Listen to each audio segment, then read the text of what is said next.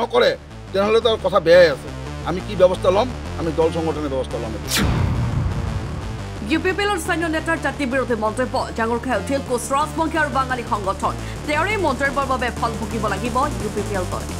হাতীধৰা TCLCCৰ উপসভাপতি তথা ইউপিপিএল দলৰ যুৱ নেতা ইছাহাক ইছৱাৰীয়ে ৰাজহুৱা কামত বাধা দিয়াৰ উপৰি কোচ ৰাজবংশী আৰু বাঙালী জাতিক লৈ অপমানসূচক মন্তব্য কৰাত কোচ ৰাজবংশী সংগঠন আৰু সদৌ অসম বাঙালী যুৱ ছাত্ৰ ফেডাৰেশ্যনৰ শ্ৰীৰামপুৰ আঞ্চলিক সমিতিৰ তৰফৰ পৰা তীব্ৰ গৰিহণা জনোৱাৰ লগতে জাতি বিৰোধী মন্তব্য কৰা ইউপিপিএলৰ এই উদ্যন্ত যুৱকজনৰ বিৰুদ্ধে দলে ব্যৱস্থা কৰাৰ দাবী জনায়।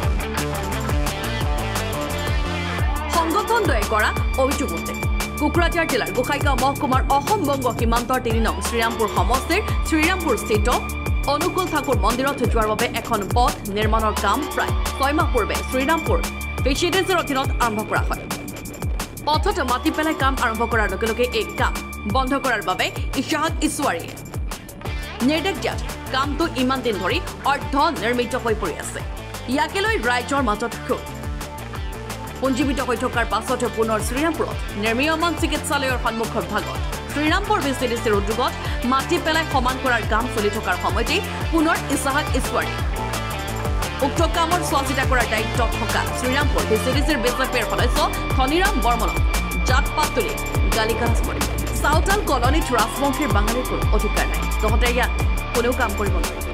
শ্ৰীৰামপুৰ বজাৰৰ মুকলি ঠাইত ধনীৰামক চূড়ান্ত অপমান কৰাৰ উপৰিও ইছাহাকে তেওঁক প্ৰাণে মৰাৰ ভাবুকি প্ৰদান কৰাৰ পাছত আজি সংবাদ মাধ্যমৰ আগত ইছাহাক ইছৱাৰীৰ মন্তব্যৰ গৰিহণা দিয়ে আৰু তেওঁৰ এই মন্তব্যই ইউপিপিএল দলৰ ক্ষতি কৰিব। ইছাহাক ইছৱাৰীৰ জাতি বিৰোধী মন্তব্যই কোচ ৰাজবংশী আৰু বাঙালীৰ মাজত তীব্ৰ প্ৰতিক্ৰিয়াৰ সৃষ্টি হৈছে। দলৰ শীৰ্ষ নেতৃত্বই ইছাহাকৰ বিৰুদ্ধে কি ব্যৱস্থা গ্ৰহণ কৰে সেয়া হ'ব লক্ষণীয়। নকৰে তেনেহ'লে তাৰ কথা বেয়াই আছে। আমি কি ব্যৱস্থা ল'ম, আমি দল সংগঠনেৰ ব্যৱস্থা ল'ম। এইটো হাজদা ডাঙৰীয়াই বোলে কৈছে, তাক অনুমতি দিছিল ইছৱাৰীক যে ৰাস্তাৰ কামটো বন্ধ কৰি দিব লাগে বুলি। এইটো আমাৰ কল ৰেকৰ্ডিং অলৰেডি আছে আমাৰ তাতে, আমি এইটো দিব পাৰিম। আৰু তাৰ লগত মানে সি কৈছে মোক ভাবুকি দিছে, মোক মাৰাৰ পৰ্যন্ত ভাবুকি দিছে। সেইকাৰণে আমি আমাৰ মৰমৰ আমাৰ EM ডাঙৰীয়া উলচন হাজদা ডাঙৰীয়া আমি তাক অনুৰোধভাৱে কৈছোঁ।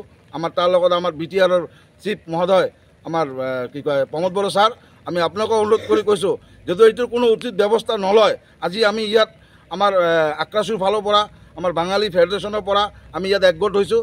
যদি এইটোৰ কোনো উচিত ব্যৱস্থা নলয়, 12 ঘণ্টা সময় দিছোঁ। ইয়াক কোনে অধিকাৰ দিলে এই জাতিৰ মন্তব্য কৰাৰ কাৰণে?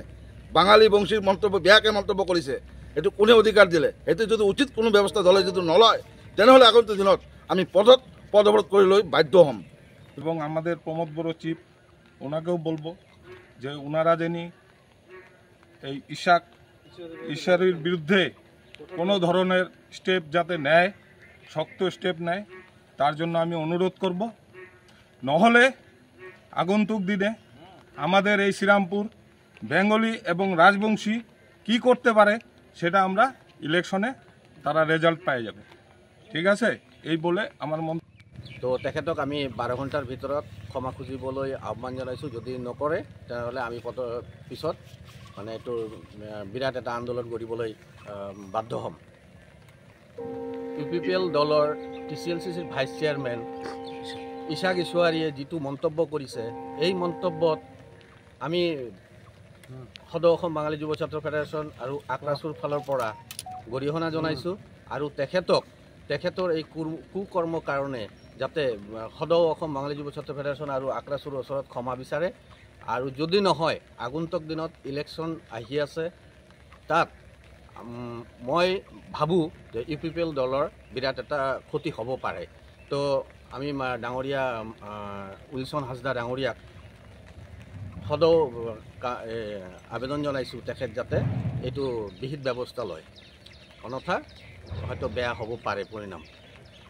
Bureau report, and 24 Assam.